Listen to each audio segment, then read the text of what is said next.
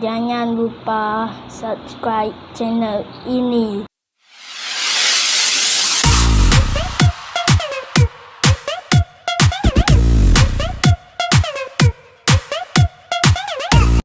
Selamat tengah hari sahabatku yang jauh di mata dekat di hati. Apa kabar anda semua walau di mana jauh anda berada? Selamat datang ke Biar Janji Channel. Salam serumpun Malaysia Indonesia dan salam penuh kehijauan. Oke, di video kali ini jom kita pergi tengok akunya tut limau kasturi dikatakan telah patah setelah terkena hembusan angin di tengah hari. Jom kita tengok. Okey, dari jauh aku dah boleh tengok dah. Tadi mak mertua aku telah, aduh, sungguh sayang sekali, patah. Dua tut akunya ni patah. Kenapa dia boleh patah kat sini ni?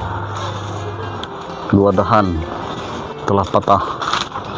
Nanti aku kan terus cabut dah, dan kita tengok sama ada dia sudah ada akar ke belum. Orang boleh tengok ni angin kuat tengah hari ni, sebab tu ianya patah. Kemungkinan ianya dah terlalu berat bu. Aduh sayang, kalau kita potong ya.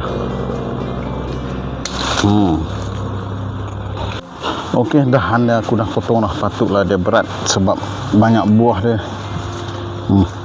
Banyak juga buah dah. Apa buah ni nanti kita akan ambil. Kita cek dulu akunya tut ni. Oh sayang sungguh dah lah, baru lagi ni. Aku cek dulu ada tak ada akarnya. Okey, kita akan potong dulu. Kerasnya aku rasa memang belum jadilah sebab baru lagi ni. Kita tengok. Kalau tak jadi apa boleh buat, itu bukan rezeki. Hari ni aku ada cameraman. Cameraman yang belum bertauliah lagi. Oh macam ni rasa dia kalau ada cameraman. Kita cek dulu. Rasa belum ada akar langsung. Sayang sungguh. Okey, apapun yang ni kita buang, memang tak boleh buat apa sebab tak ada akar lagi. Okey, yang ni yang dahan yang kedua. Aku cek juga. Kalau tak ada agak tak apalah. Sayang, baru lagi ni. Bukan dah tengok dah putih-putih, dah nak jadi akar buat dah. Tak apa, kita akan ambil buah dia je lah.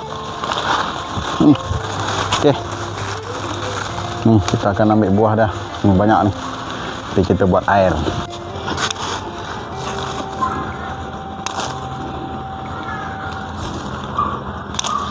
Banyak agak ni.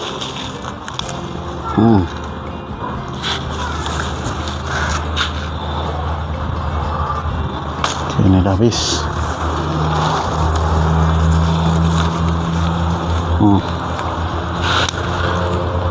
Angin terlalu kuat ni.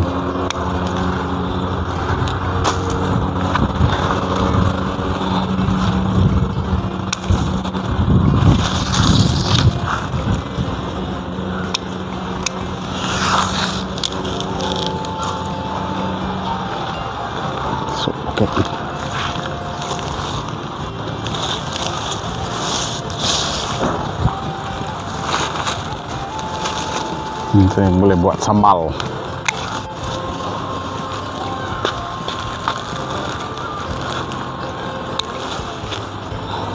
Okey, beres.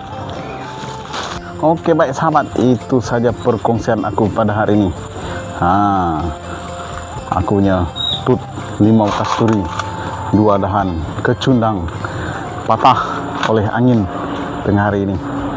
Apapun itu, hanya dugaan kecil. Itu bermaksud bukan rezeki. Kita ada 8 lagi. Itu aku buat 10, patah 2, kita ada 8 lagi.